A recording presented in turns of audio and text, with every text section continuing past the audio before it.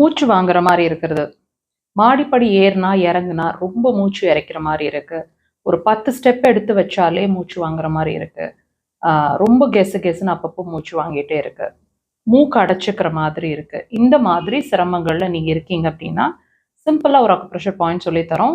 உங்களை நீங்க ட்ரீட் பண்ணிக்கலாம். படிப்படியா உங்களோட மூச்சு வாங்குறது ஃப்ரீ ஆயிடும். லொகேஷன் பாருங்க, பாமோட முடிவு, விரலோட அதாவது தம் ஃபிங்கரோட முடிவு ஒரு இந்த க்ரீஸ்ல மார்க் பண்ணியிருக்கிறாங்க. 2 கைகள்லையுமே இந்த இடத்துல நீங்க ப்ரெஷர் கொடுக்க வேண்டியிருக்கும்.